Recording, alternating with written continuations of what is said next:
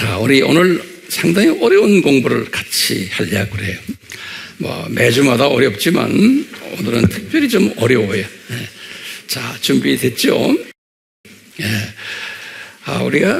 제가 지난 칼럼에서도 썼지만, 아담을 창조했는데, 그리고 이제 아담과 그 아들, 아담의 아들이 누구죠? 아벨과 가인, 이렇게 있는데, 어떻게 가인이 장가가서 이제 아이를 낳은 이야기가 나오죠. 그리고 또 셋도 그렇고, 이분들이 그 당시에 여자가 없었는데 어떻게 장가가서 아이를 낳습니까? 라고 이제 물어볼 때 거기에 대한 대답을 제가 이번 지난 칼럼에 자세히 썼어요. 이제 두 학설 기억나시죠? 아시죠? 아담 학설과 아담 전 학설이. 칼럼을 읽으셨어요? 다 외우셔야 돼요. 굉장히 중요한 이야기들이 거기 숨겨져 있기 때문에 이 부분들은 여러분들이 이런 걸 대하려면, 찾으려면 찾기 힘들어요. 그래서 이렇게 자세하게 제가 정보들을 드리니까 이걸 다 외우시길 바라요. 거기에 대한 자세한 이야기는 제가 이 시간에 안 하겠어요. 칼럼을 꼭 자세히 보시길 바라요. 한번 봐가지고는 내 것이 안 돼요.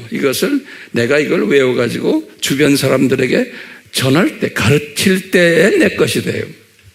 잊지 마세요. 한번 눈으로 봤다고 해서 내 것 되는 게 일주일 있으면 다 까먹어요. 자, 지난 시간에 우리가요, 홍수로 모든 사람이 다 죽었다 그랬죠. 그러니까 남은 사람은 8명밖에 없잖아요.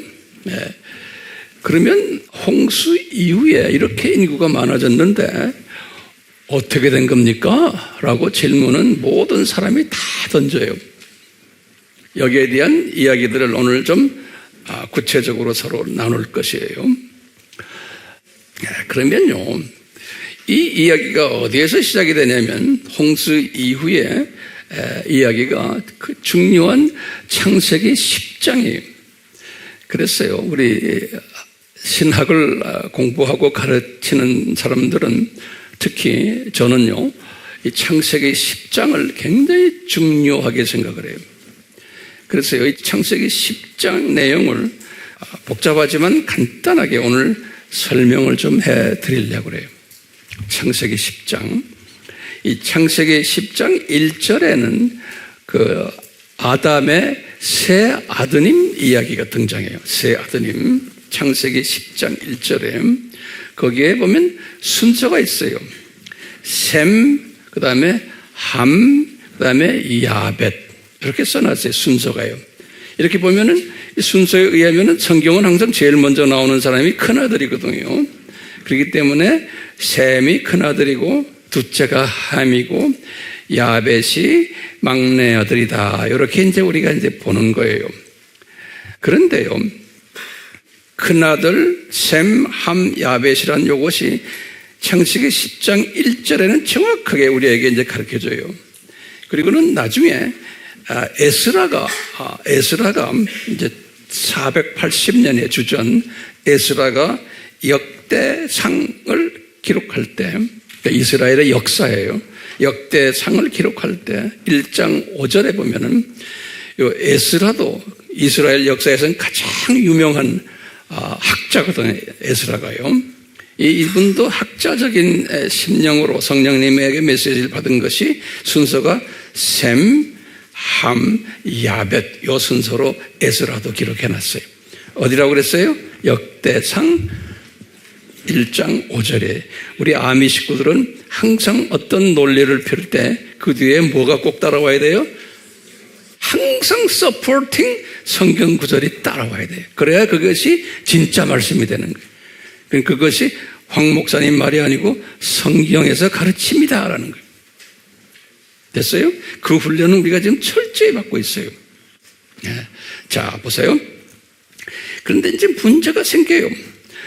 창세기 10장 21절에 딱 보면요. 창세기 10장 21절에 딱 보면은, 그 창세기 10장 21절에 보면 성경마다 다르게 그것을 해석을 해놨어요. 어떻게 해석을 했냐면요, 킹 제임스 성경이나 또는 NIV 성경의 영어예요. 여기에는 큰아들이 야벳으로 되어 있어요. 그 다음에 우리가 쓰는 한글 개역이나 또는 NASB라고 해서 또 미국의 다른 성경이 있어요. New American Standard Bible인데 이거 굉장히 좋은 바이블이에요. 여기에는 똑같이 셈이 큰아들로 되어 있어요. 번역을, 그래서 내가 원어를 들여다보면 우리 한국말이 맞아요. 한국 성경이. 근데 킹 제임스와 NIV는 그것을 말을 그렇게 표현하죠. 그래서 보면 혼돈스러운 거예요. 근데 우리는 어떻게 믿어야 돼요? 누가 큰아들이? 셈이 큰아들이고 둘째가 함이고 야벳의 막내로 이제 보셔야 되는 거예요. 그런데 또 혼돈스러운 것은 보면 창세기 10장 시작할 때 보면 제일 먼저 누구의 족보가 먼저 나오냐면 야벳의 족보가 먼저 나와요. 야벳의 족보가. 그리고는 여기 10장 2절에서부터 5절이에요. 그 10장 처음에 야벳의 족보가 먼저 나오고 그 다음에 함의 족보가 또 따라 나와요. 10장 6절에서 20절까지 이런 거 다 적으세요. 10장 6절에서 20절까지. 그리고는 셈의 족보가 나와요. 10장 21절에서 31절까지. 이렇게 보면은 이 10장 안에서 야벳의 족보는 절 3절 이렇게 짧게 설명했어요. 절이 3개밖에 없어요. 그런데 함의 족보는 14절이에요. 14절. 6절에서부터 20절까지. 그리고는 셈의 족보는 21절부터 31절까지니까 10절이에요. 이렇게 할애했어요. 그래서 이제 상식적으로 그 인류학자들이 하는 말이 있어요. 이 셈은 아시아 족속의 조상이다라고 보는 거예요. 아시아 족속의 조상이다. 셈은 황인종의 조상이고, 함은 아프리카 흑인들의 조상이다라고 보는 거예요. 그리고는 야벳은 유럽 백인들의 조상이다. 코케이션들이라고 그러죠. 백인들, 하얀 사람들의 조상이다. 이렇게 이제 분류를 해요. 이제 다시 말해, 셈은 어디예요? 셈은 아시아, 함은 아프리카, 야벳은 유럽. 이렇게 이제 분류를 해줘요. 네.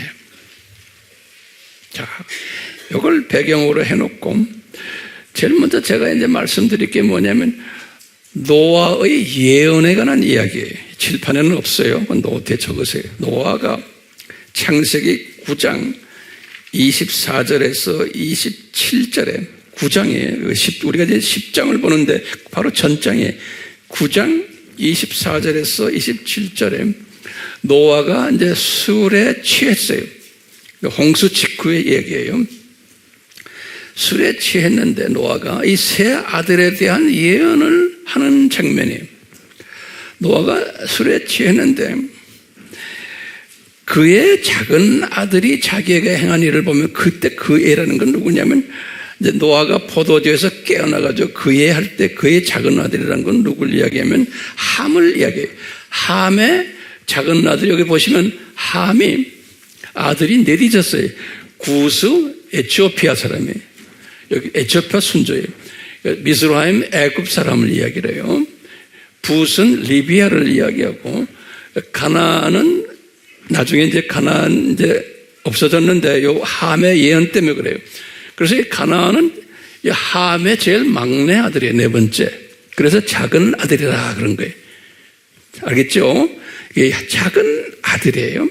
그러니까 노아가 포도주에서 깨어나가지고 함의 작은 아들이 자기에게 행한 것을 보고서 상당히 화를 냈어요. 그러면 이제 무슨 짓을 했길래 이놈이 이렇게 할아버지한테 저주를 받나 하니까 많은 우리 신학자들이 이 할아버지가 술 먹고 이렇게 몸이 다 이렇게 나체라고 그러죠. 이런 모습들을 보면서 이 작은 아들이 할아버지한테 호모 이런 장난하지 않았나 이렇게들 추측하는 분들이 많아요. 요 아들이 가나안이 손자죠. 그래서 이제 이런 짓을 했기 때문에 25절에 보면 그 할아버지가 가나안을 저주를 해요. 기가 막힌 이야기인데 이게 다 하나님의 디자인 속에서 움직이는 거예요. 가나안을 저주라니까 25절에 저주를 했거든요. 그러면서 뭐라 그러냐면 네 형제들 할 때 이때는 형제들이 누구냐? 셈 족속들의 종들이 될 거다 이렇게 예언하는 거예요. 그럼 가나안 땅, 가나안 족속들이 지금 가나안 보면 11족속들이 있어요. 여기 딱 보시면 가나안에 11족속 그 유명한 이름들이 여기 다 있어요. 이게 지금 가나안 땅에 살던 족속들 이름들이 시돈, 헷, 여부스 족속, 아모리, 기르가스, 히위, 신, 아루아, 스말, 하맛. 이게 지금 우리 입에 오르내리는 이 이름들이 가나안 땅이죠. 오늘날 이스라엘 땅이죠. 거기에 이 형제들이, 이 조상들이 여기에 살았는데 말하기를 너는 누구의 종들이 된다고 그랬어요? 요 셈의 종들이 된다는 거예요. 셈. 여기 딱 보시면 이 셈을 딱 보시면은 우리 보시면 요 엘람, 아수르, 아르박삭, 룻, 아람인데 여기 지금 세 번째 아르박삭이 이 세 번째 아들이 쭉 내려와서 살라가 있고 에벨이 있고 에벨 중에서 벨렉이 나오는데 아들 둘인데요. 이 벨렉 라인이 아브라함이 나와요. 아브라함이 나와요. 그렇기 때문에 이 셈 하면은 요 아르박삭 요 셋째 아들놈하고 놈이라고 그래서 미안해요. 이렇게 해서 벨렉하고 아브라함 요 라인. 아브라함에서부터 쭉 해서 마태복음 1장 1절에서부터 17절에 누가 나와요? 예수님이 나오시잖아요. 그러니까 예수님의 라인이 1라인인 거예요. 이렇게. 여기 소위 말하면 이스라엘 사람들의 라인이에요. 근데 여기 보면 요거 에벨이란 요 말이 뭐냐면, 여기, 에벨 이렇게 쓰기도 하고요. 또 원어를 보면은 여기 이브루 이렇게 써놨어요. 그래서 요 에벨이란 요 말 자체가 히브르란 뜻이에요. 요 히브루. 예. 에벨이란 뜻이.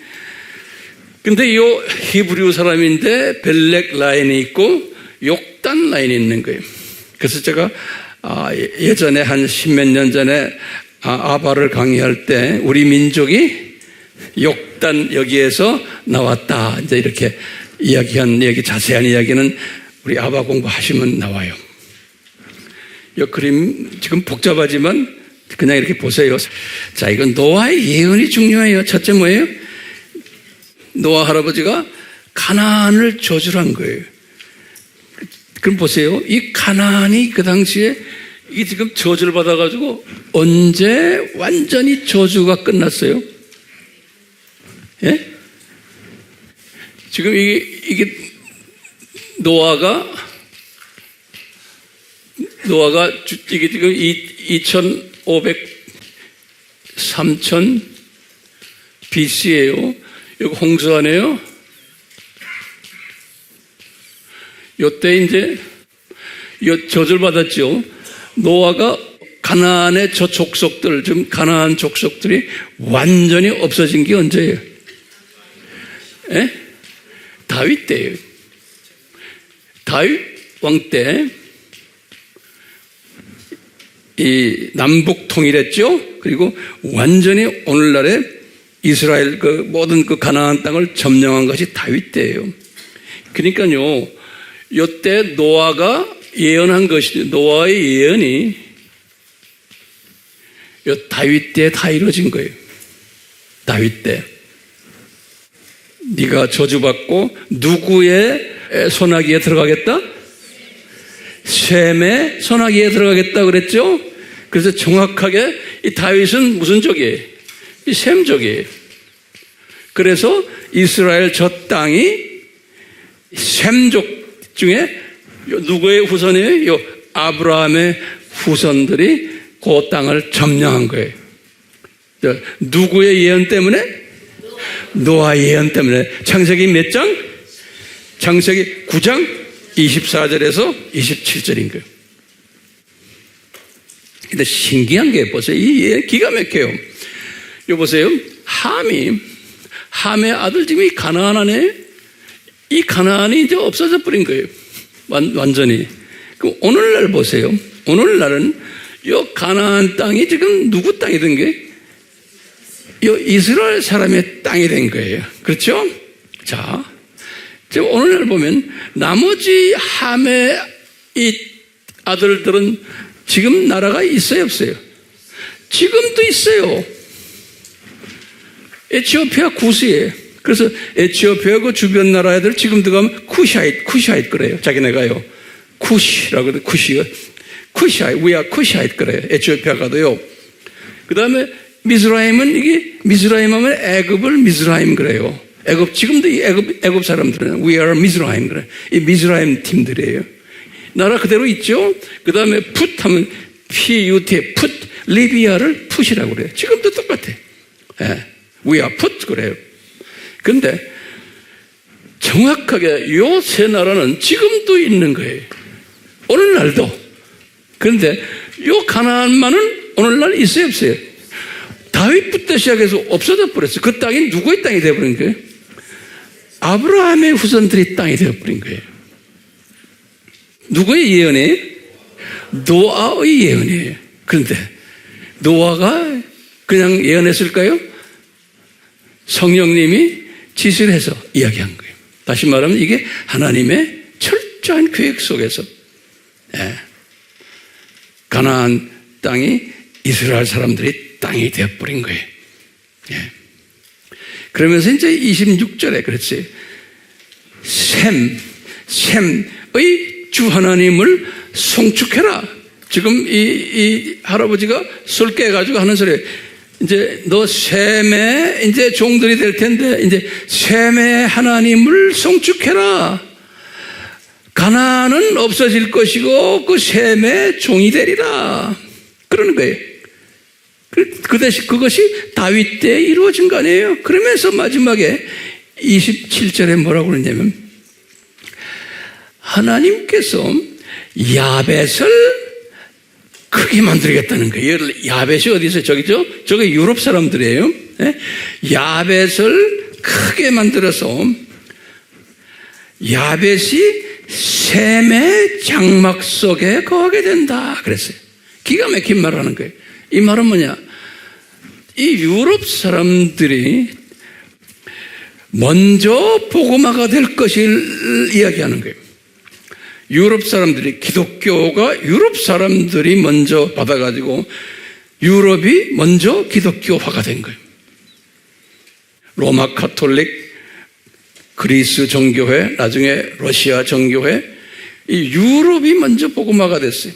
이 야벳이 먼저 복음화가 된 다음에, 그런데 조건이 있는 거예요. 그 야벳이 셈의 장막에 거한다는 거예요. 이 말은 무슨 말이냐면요, 셈의 장막이라는 것은 예수님의 이 셈 라운에서 나오는 거예요. 그러니까 유럽 사람들이 예수님의 장막 안에서 거하게 된다는 거예요. 다시 말하면 유럽이 기독교화 된다는 거예요. 제일 먼저 이것을 예수님께서 노아의 입을 통해서 예언케 하시는 거예요. 노아의 입을 통해서. 자, 그럼 우리 도표로요, 이 셈을 조금 봐요. 우리 셈. 먼저 우리가 셈부터 좀 먼저 봐요. 간단해요. 이 셈을 보면요, 이 셈은 지금 보시다시피 항상 아들이, 지금 셈의 아들이 5명이 있는데 이 중에 세 번째 아들인 아르박삭을 사용하시는 거예요. 그리고는 쭉 내려오다가 에벨에 나와서 벨렉을 사용하시는 거예요. 그러다가 나중에 아브라함을 사용하시고, 이렇게 보시면요, 항상 이 셈 라인에도 많은 사람들이 있는데 딱 예수님께서 지정하신, 다시 말하면 예정하신, 디자인하신 한 사람이 있어요. 그 한 사람을 사용하시는 거예요. 이게 보면요, 여러분들 가정에서도 마찬가지예요. 이게 하나님의 방법이에요. 많은 형제들이 있지만 그 중에 딱 한 사람을 사용하세요. 하나님의 방법이에요. 그러니까요, 셈에서 나오는 게 뭐냐? 한번 노트에 적어보세요. 이스라엘 민족이 나오죠. 셈에서요. 그것도 아르박삭을 통해서요. 그 다음에 이 셈의 이 아르박삭 요 라인을 통해서 예수님이 성육신하세요. 또는 이 창조 목적 학교의 조교팀이 만들어져요. 그리고는 이 세 형제 중에서 예수님이 나오는 라인이 셈이라는 거예요. 예. 그런데 그 셈 중에서도 또 5 형제 중에 이렇게 구분이 된다는 거예요. 그러니까 이것이 우리의 삶 속에서도 여러분들 개인 삶에서도 마찬가지예요. 하나님이 이 많은 형제들 중에서도 딱 이렇게 구분하는 사람이 있어요. 기름 부으시는 꼭 그런 분들이 있어요. 자, 우리가 함의 라인을 잠깐만 봐요. 이 함을 딱 보시면 똑같아요. 이 함도요. 함도 보면 여기 보면 이 구스, 미스라임, 붓, 가나안은 지금 없어졌죠? 여기에서 지금 이 구스 라인이에요. 구스 라인 중에서 구스의 아들들이 6명인데 그 중에 니므롯이 딱 나와요. 니므롯. 이 구스의 6번째 아들이 구스의 니므롯이요. 이 창세기 10장에는 이 니므롯에 대해서 아주 자세하게 길게 설명했어요. 이유가 있어요. 10장 8절에서 12절에. 그래서 이 함 스토리가 제일 길어요. 14절에. 14절 등의 대부분의 이야기가 이 니므롯 이야기예요. 모세에게 글 써라 했을 때 모세가 그냥 명령을 받아가지고 니므롯에 대해서 쭉 쓴 거예요. 메시지 받아가지고. 근데 여기 니므롯이 누구라 이렇게 써 있어요. 여기 보니까 이 양반이 니므롯이 이렇게 그 당시에 이런 사람도 있고 여기 사람들 많았잖아요. 이 중에서도 이 니므롯이 가장 영걸이다. 첫 first, a mighty one. 영어로는 mighty one. 영걸이란 말은 세력이 있는 자라는 거예요. mighty라는 거는 능력 있는. 다시 말하면 영걸이라고 그러면 여기 뭐예요? 여기다 노트에 적어 놓으세요. 이분이 권력도 있고 재력도 있고 명예도 있고 이런 거 다 있는 분이에요. 이 모든 사람들 중에서 가장 권력이 있었고 재물이 있었고 능력이 있었고 명예도 있었건 특별한 분이 요 니므롯이었다는 거예요. 6째. 예? 이 형들은 이름만 있지 막내가 이렇게 있다는 거예요. 우리 속에서도 이런 걸 다 보여주세요. 여러분 집안에서도 막내를 주님이 쓰시는 경우가 많아요. 장남도 쓰기도 하지만. 오케이? 자, 그런데 이분이 특이한 그럴 때 한국말로는 특이한 그런데 영어로 The Mighty Hunter 그랬어요. 그러니까 힘이 있는 파워가 있는 사냥꾼이었다 그랬어요. 그 당시에 사냥꾼이라는 건 굉장한 거예요. 군인 같으면 이 장군꾼들. 왜냐하면 이 들짐승들이 많기 때문에 사람들을 죽이기 때문에 제일 사람들이 무서워하는 게 이 들짐승들이에요.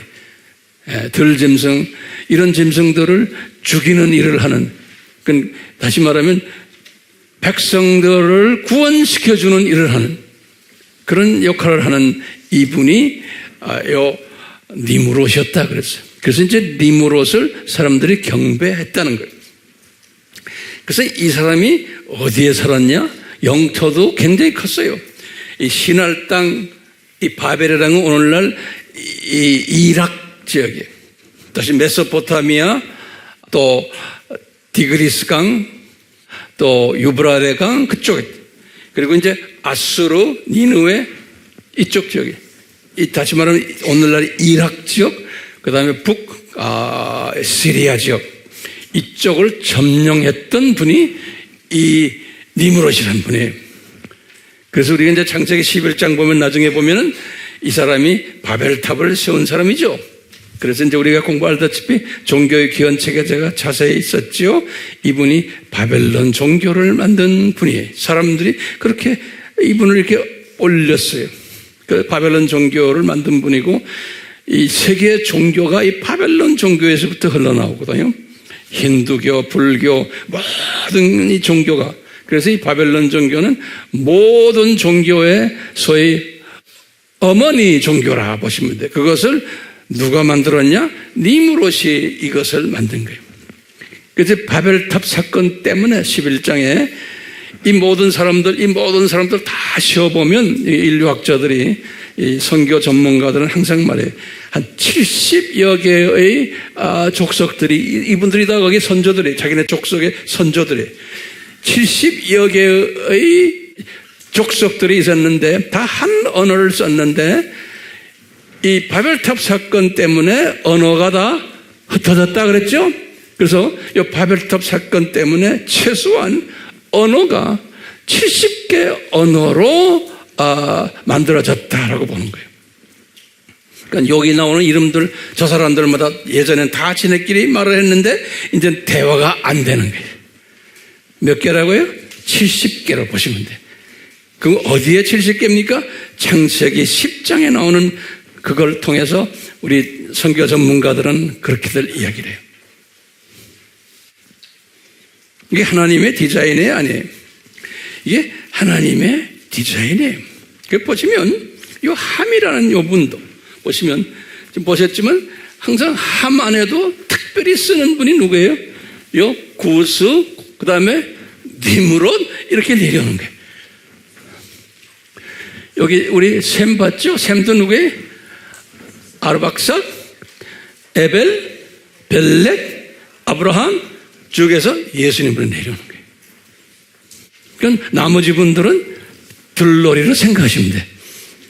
그러니까 여러분들도 여러분 가정에서도 요 라인 속에 들어와야 돼요.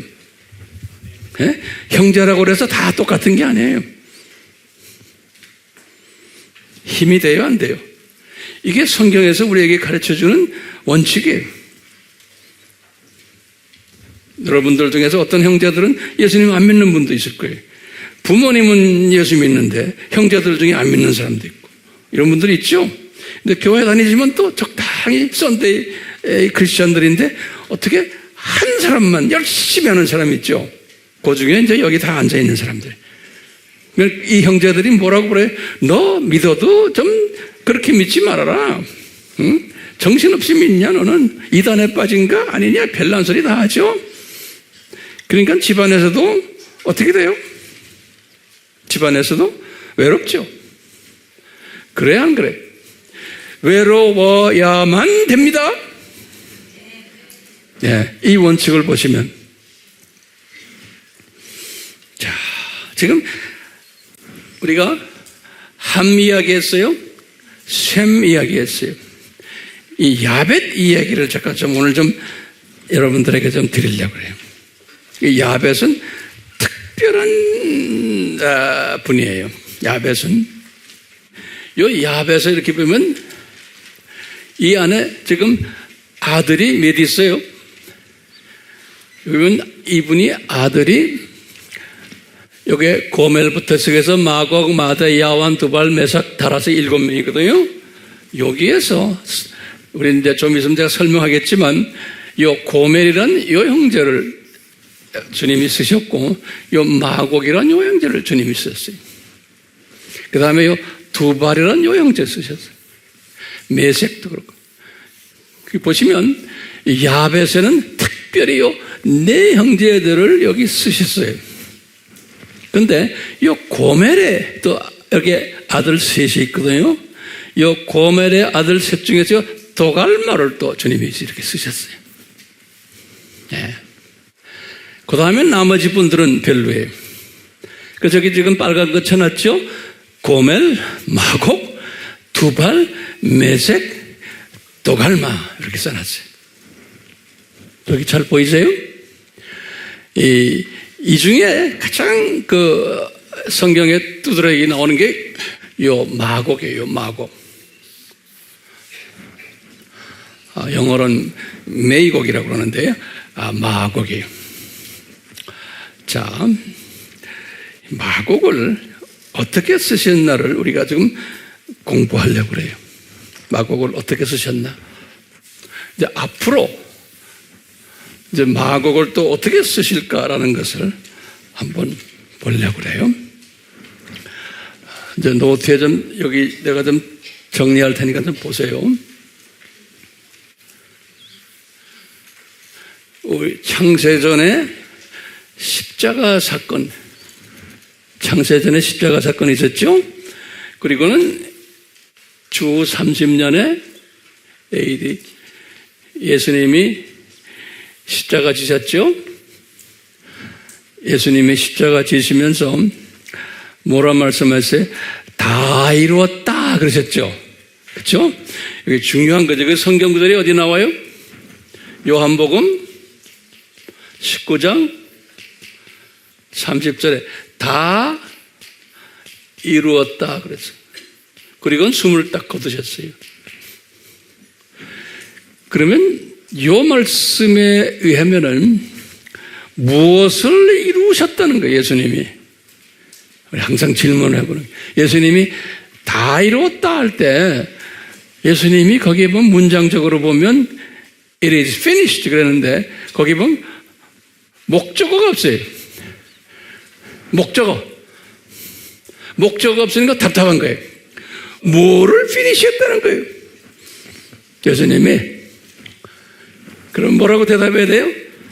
창세전 하나님의 신비를 내가 이제 피니시했다. 예수님이 그 소리나 맞춘 거. 그 여기다 적어놓으세요. 창세전 이 십자가 디자인을 피니시했다. 이 소리.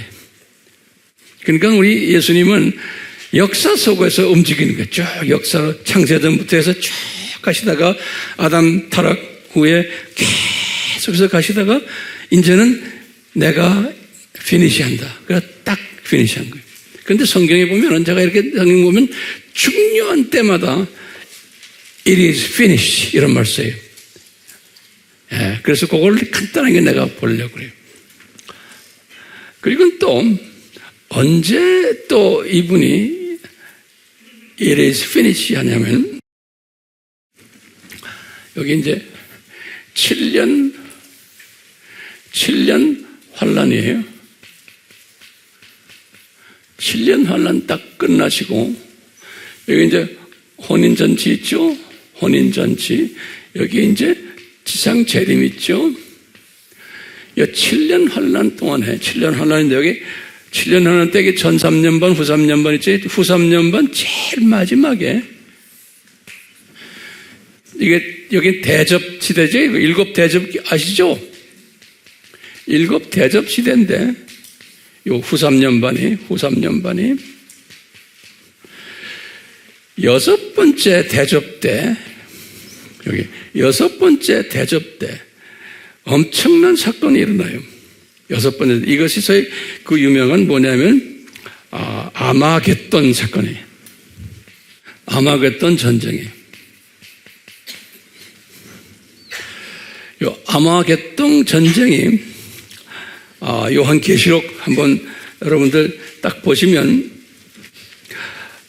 16장에 나와요. 아마겟돈 전쟁이 16장 16절에 아마겟돈 전쟁 이야기가 나오는데요. 그 아마겟돈 전쟁의 내용을 이렇게 딱 보면요.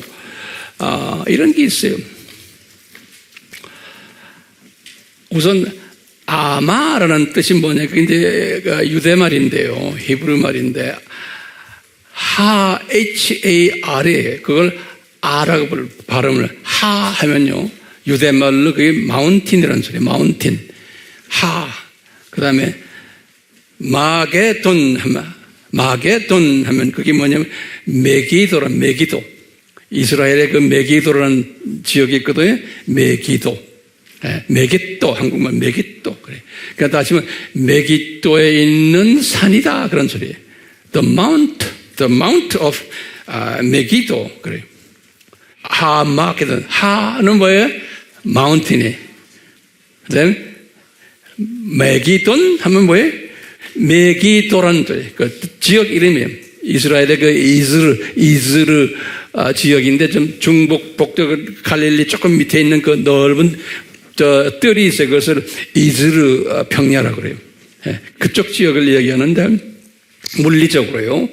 자, 이 아마겟돈에서 이제 전쟁 나는 이야기가 여섯 번째 그 소위 그 대접이 여섯 번째 대접 때 사건이야. 이때 그 어떤 이야기들이 있냐면 이제 계시록 16장 이야기예요. 16장 12절에서부터 보시면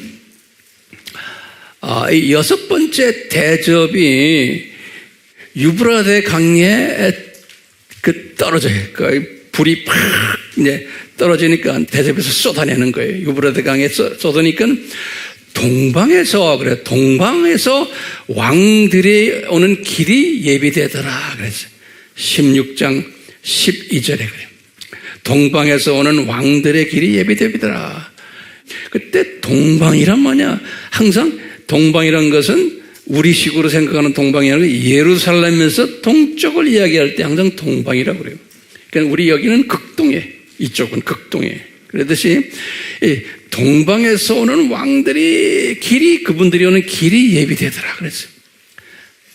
그러면 이 동방에서 오는 길이 뭐냐? 이 동방하면 이제 좀 있으면 내가 이제 구체적으로 말씀을 드릴 거예요.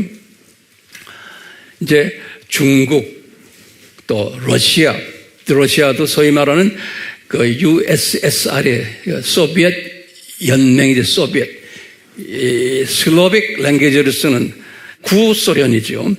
이 모든 팀들이 슬라빅 랭귀지를 쓰는 이걸 동방으로 보시면 돼요. 동국권, 동방.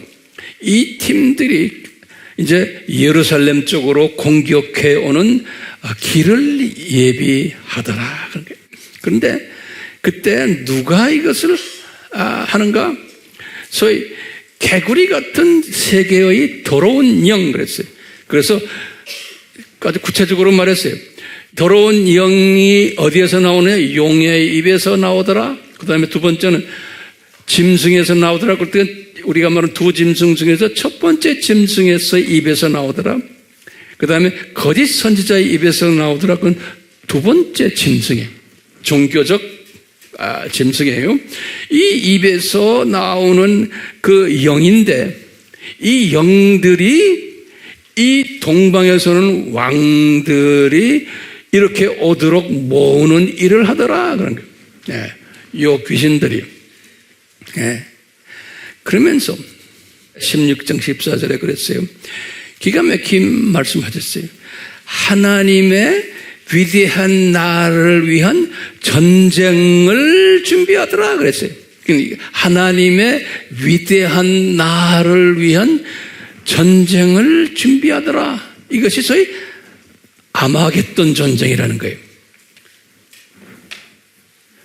자, 그래서 이분들이 이스라엘을 이제 침공하는 얘기가 나와요.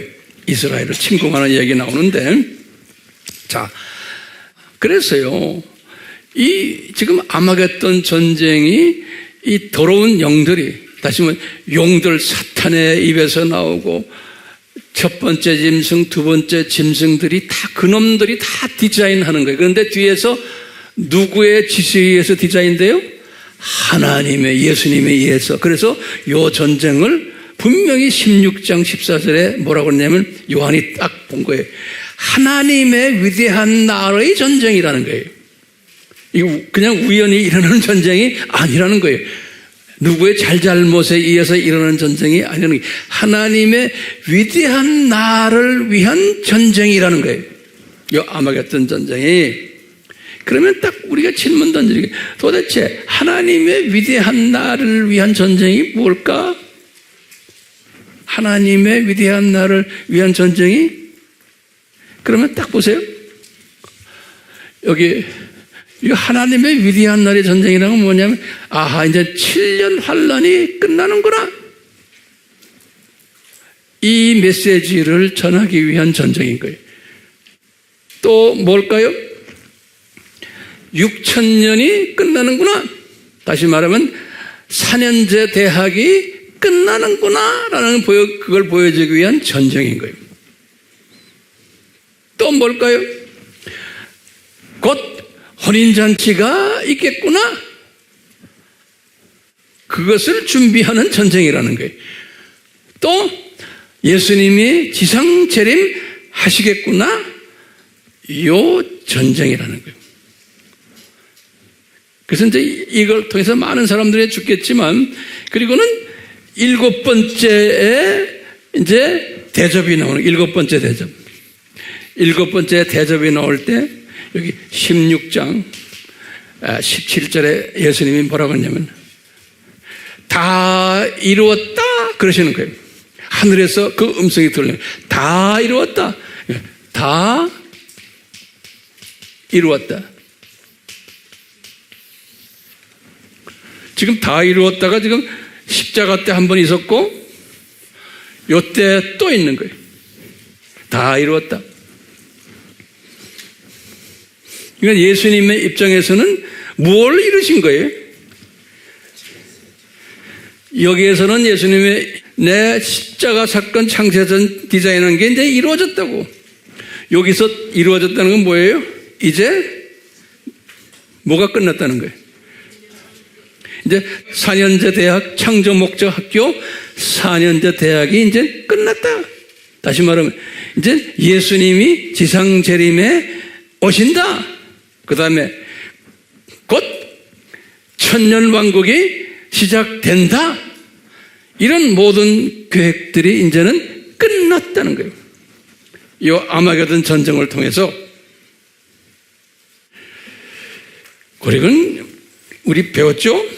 요때 어떻게 돼요? 요때 여기 지금 계시록, 지금 내가 지금 계시록 16장 이야기하는데요. 계시록 17장에서 18장이 뭐냐면, 첫 번째 짐승과 두 번째 짐승이 망해가지고 불못에 들어가는 장면이에요. 첫 번째 짐승과 두 번째 짐승이 이제는 불못에 던지는 거예요. 계시록 19장 20절이죠. 그러니까요, 다 이뤘다 하시는 이 속에는 엄청난 내용들이 들어있는 거예요. 다시 한번 제가 반복해요. 하늘에서 다 이뤘다 할 때는 뭐예요? 7년 환란이 이제는 끝났다. 또 이제는 첫 번째, 두 번째 짐승놈들 이제는 끝났다. 그 다음에 혼인잔치 곧 온다. 그 다음에 예수님이 지상 재림 곧 온다. 그 다음에 천년왕국 시작한다. 이 메시지들이 다 숨겨져 있는 거예요. 다 이루었다. 제가 이런 얘기를 왜 하냐면요, 기가 막히게 나중에 여기 이제 천년왕국이 이제 있는 다음에 계시록, 이게 이제 새 하늘과 새 땅이죠. 이때 계시록 예수님이 21장 6절인가 그래요. 21장 6절인가 예수님이 뭐라고 그러시냐면, 새 하늘과 새 땅이 다 거기 있을 때 다 이뤘다 또 그러시는 거예요. 계시록 21장 6절이죠? 거기 나오죠? 예. 이때 보면 또 다 이뤘다고 그래요.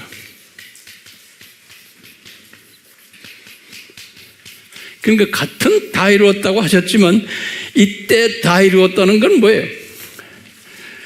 창조 목적 학교가 끝났다. 그렇죠? 그리고 이제 창조 목적 학교가 필요 없다. 그 다음에 또 뭐예요? 이제 이때 이 아담 타락 전 이 세상이 회복되었다. 그런 말, 다 이뤘다 하는 거죠. 예?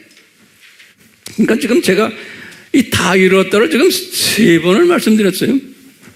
그때마다 다 이루었다는 내용이 조금씩 달라지는 거예요.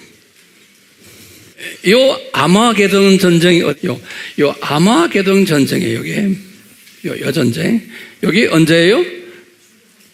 7 대접 중 6번째 대접 때 아마게돈 전쟁이에요.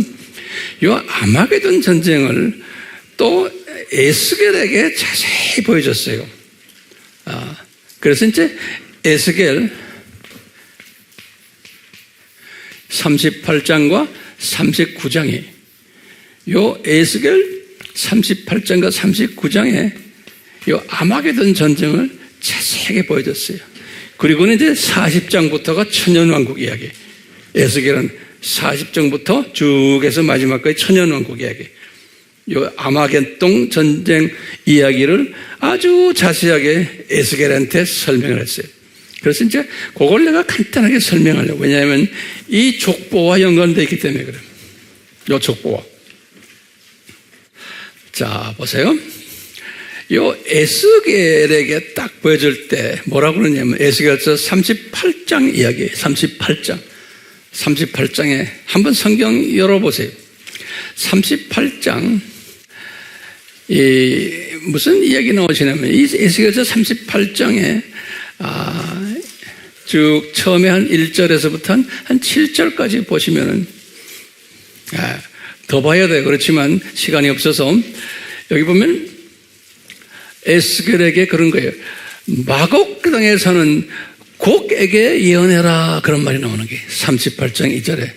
다시 말하면 여기 지금 야벳을 이야기하는 거예요. 야벳에 요 야벳 있는데 요 야벳의 두 번째 아들 곡이 이 마곡이 이거 마곡 땅이라는 거니 마곡과 그 후예들이 살고 있는 땅을 이야기하는 거예요. 예. 요 마곡을 그래서 이제 요 마곡 영어로는 메이곡이라고 그래요. 메이곡. 마곡이. 요 마곡 땅 하면은 저는 이것을 어떻게 이제 해석하냐면요. 마곡 땅이 뭐냐? 오늘날로 딱 보면은 이 러시아, 이 마곡이 이게 소위 슬라빅 랭귀지를 쓰는 그 족속의 선조예요. 이 사람이. 그래서 이 USSR 소비에트 유니언이에요. 지금의 러시아가 아니고 소비에트 유니언은 굉장히 넓죠. 이 소비에트 유니언 그 전체를 그 땅을 저는 마곡 땅이라 이렇게 제가 보는 거예요. 소비에트 유니언. 요 마곡 땅에 사는 그러면서 예레미야가 그랬어요. 마곡 땅에 사는 곡에 대해서 예언하라. 그래서 그 곡이 누구냐? G-O-G예요. 곡 아주 유명한 거예요. 이 마곡 땅에 사는 곡에 대해서 예언하라. 그래놓군요. 이제 3절에 뭐냐면 그 곡이 누구냐? 그럴 때 로스의 왕이다. 그랬어요.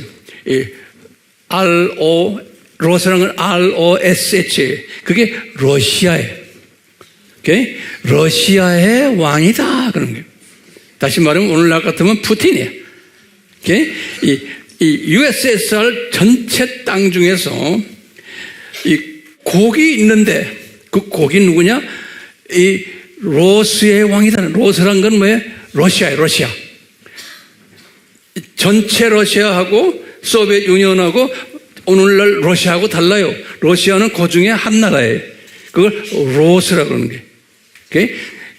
지금은 이제 러시아가 된 거죠. 나머지 나라들은 다 독립했잖아요. 지금요. 대부분이. 다시 말하면 이 로스의 왕 이름이 곡이라는 거예요. 곡. 그러니까 오늘날로 말하면 저는 푸틴을 보고 있는 거예요. 잘 따라오세요? 예. 그런데 이제 이거 쭉 보면요. 이 로스 밑에, 다시 말하면 푸틴 밑에, 여러 족속들이 있다는 거예요.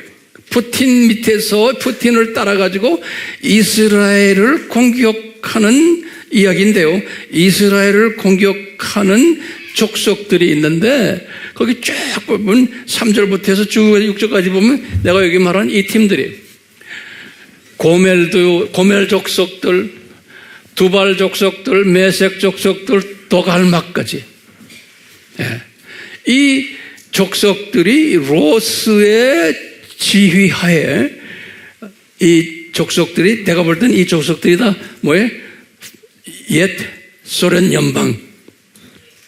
또 이 도갈마 같은 거는 우리가 볼 땐 터키와 그 투르크 족속들, 그쪽 사람들 같기도 해요. 그래갖고 이 팀들이 하나가 돼가지고 이스라엘을 공격하는 이야기가 나와요. 이스라엘, 다시 말하면 요 아마겟돈 전쟁을 더 자세하게 설명한 것 같아요. 그래서 이제 그 중에 보면요, 성경에 보면 기가 막힌 이야기가 또 있어요. 이게 보면은 이때 조 팀들, 다시 말하면 지금 이 러시아 연합이죠. 여기에 때 보면요, 그게 38장 5절에 보면 요 함족속들이 거기에 또 꼽사리 낀 게 보여요. 함족속이 뭐가 꼈냐? 여기 보니까 요 붓이 껴있고, 붓이 뭐예요? 리비아예요. 그 다음에 뭐냐면 바사, 페르시아가 껴있는 게 있어요. 그 다음에 구스가 껴있어요. 구스가. 여기 5절에 보면, 그러니까 구스가 여기죠? 근데 페르시아는 아리안족이에요. 이란 사람들은, 그러니까 이란 사람들은 야벳 족속이에요. 이란 사람들은. 그러니까 저 안에 누가 이란인지는 모르겠지만 그런 거예요. 보면요, 이 러시아의 연합군이 지금 이 팀들인데, 오늘날 같으면 이제 슬라빅 언어를 쓰는 많은 옛 소련 나라들 같아. 거기에 터키도 끼고, 이 도갈마가 이게 터키 같아. 그 다음에 끼이는 게 또 누구예요? 지금 여기 보니까 에티오피아 쪽에 구스 팀들도 끼고, 그 다음에 리비아 쪽 사람들도 다 낀다는 거예요. 다시 말하면 지금 오늘날 같으면 이제 이슬람 쪽 사람들 같아요. 이슬람 쪽 사람들이 다 이 소련과 하나가 돼가지고, 그건 모스크바에. 그래서 이제 38장에 보면은 거기 나오는 게 뭐냐면 북방에서 이런 지도자가 나온다고 그랬는데, 그때 보면 38장에 보면 북방이면 예루살렘에서 여러분들 지도를 보고 직선으로 북쪽으로 탁 올려놓은 모스크바예요. 기가 막히게. 집에 가서 한번 보세요. 이 동그란 그거 지도 가지고 딱 보면 예루살렘에서 손을 쫙 올리면은 딱 모스크바예요. 그래서 이제 오늘날 러시아가 지금 점점 더 강해지고 있고, 더 지금 전쟁 준비하고 있고, 이제는 요 근래 와서는 그게 더 심해지고 있죠. 푸틴도 더 큰 소리 치고 그래요. 그러면서 이제 우리나라 북한까지 와서 이제 친구 만들고, 중국은 얼마 전에 와서 또 친구 만들었잖아요. 그러면서 이 예수님이 예언하신 이 예언들이 지금 하나하나가요, 어떻게 돼가고 있어요? 지금 이게 성취되고 있어요? 안 되고 있어요? 성취되고 있어요. 그러니까 이 야벳을 하나님이 특별히 지금 쓰고 계신 거예요. 야벳을. 여기 보시면 함은 가장 대표적으로 함 후손이 만들어 놓은 것이 바벨론 종교 만든 거예요.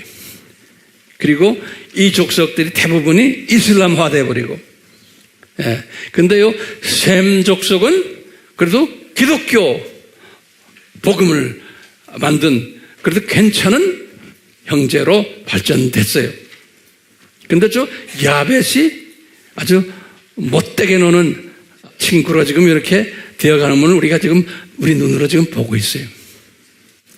그래서 이 야벳을 보면 두 얼굴을 가진 족속 같아. 그래서 야벳의 두 얼굴, 거기 노트에 좀 제목을 붙여보세요. 야벳의 두 얼굴이. 첫 번째 야벳은 기독교 그룹을 만든 족속들이에요. 로마 카톨릭, 그리스 정교회, 동방 정교회, 나중에 이제 988년에는 러시아 정교회, 우크라이나 정교회 이렇게 해서 기독교를 만든 그룹인데 이게 변질되기 시작한 이것이 다원주의로 지금 변질되고 있어요. 두 번째 얼굴이 뭐냐? 요 야벳 족속들을 통해서 우리가 지금 말하는 소위 두 짐승 그룹들이 나오기 시작하는 거예요. 우리가 지금 말하는 이 두 짐승, 첫 번째 짐승과 두 번째 짐승이에요. 요 두 짐승이 나오면 이 짐승들이 뭐냐면 자기네가 유대인이다 라고 말하지만 유대인은 진짜 성서적 유대인은 셈적이에요. 그렇죠? 근데 오늘날 유대인들 보면은 제가 때가 되면 자세히 설명해 드릴 거예요. 오늘날 유대인들 보면 이스라엘 나라를 만든 사람들도 그렇고 유대인들이 다 백인 얼굴이에요. 그 야벳 족속들이에요. 그래서 이게 가짜 유대인들이. 오늘날 여러분들이 뭐 유대인, 이스라엘 그러죠? 이스라엘을 건축한 시오니스트들도 다 그 가짜 유대인들이에요. 때가 되면 내가 자세히 설명할 거예요. 그렇기 때문에요, 이 가짜들이 이스라엘을 지금 해놓고요. 진짜 유대인은 이스라엘 땅에서도 소수고 핍박받고 가난해요. 나타나지도 않아요.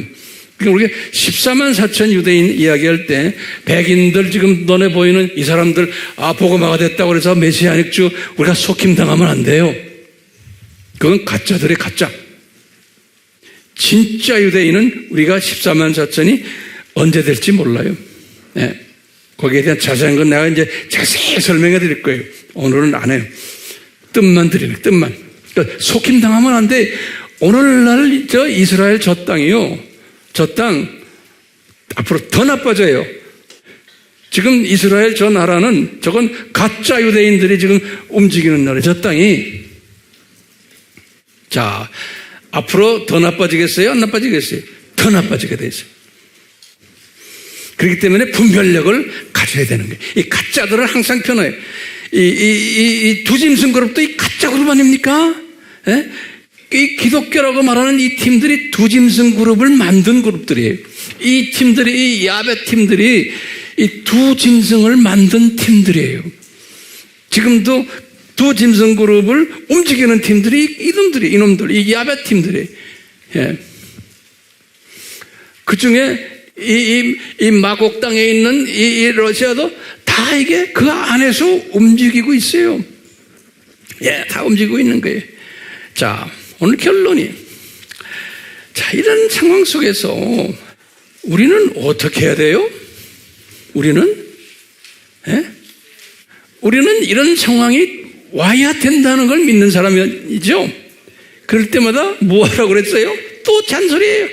똑같은 예수님이 하신 말씀 그대로예요. 잘 견디라.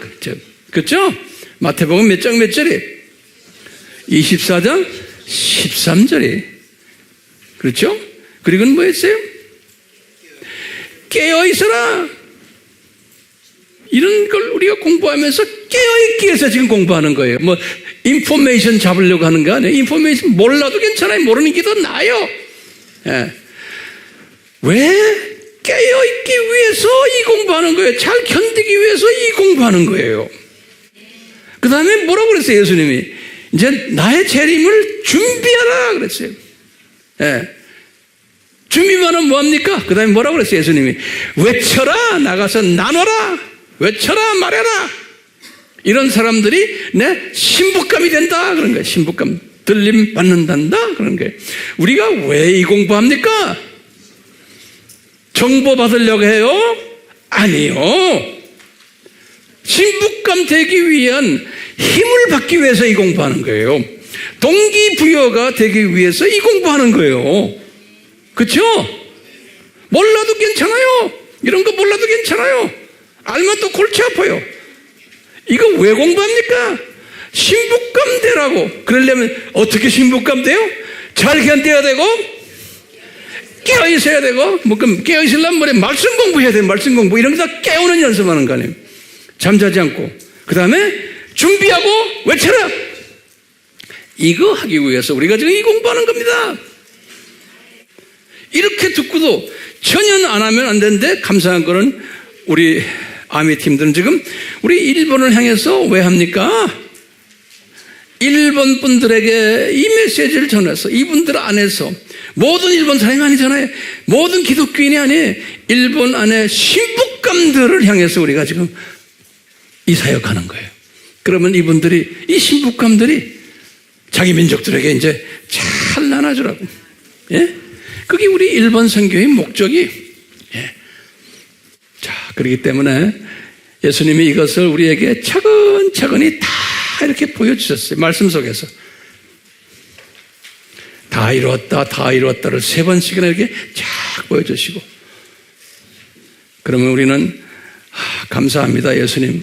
이렇게 자상하게 우리에게 보여주셨으니 우리가 잘할게요. 잘할게요. 그리고 우리도 예수님의 마음을 가지고 우리가 일본 팀들에게도 자상하게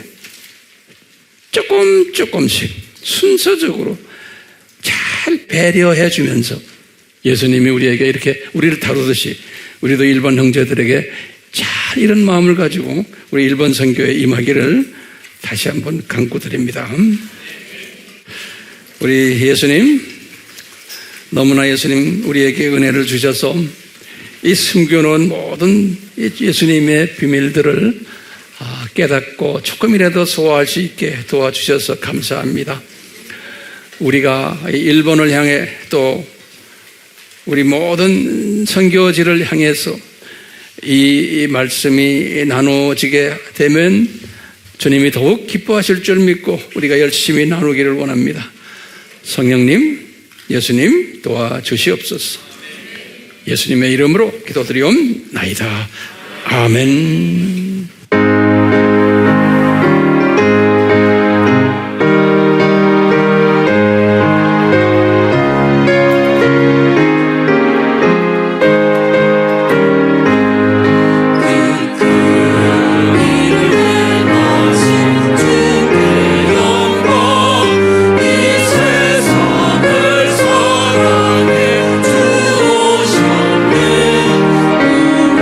우리 죄를 위하여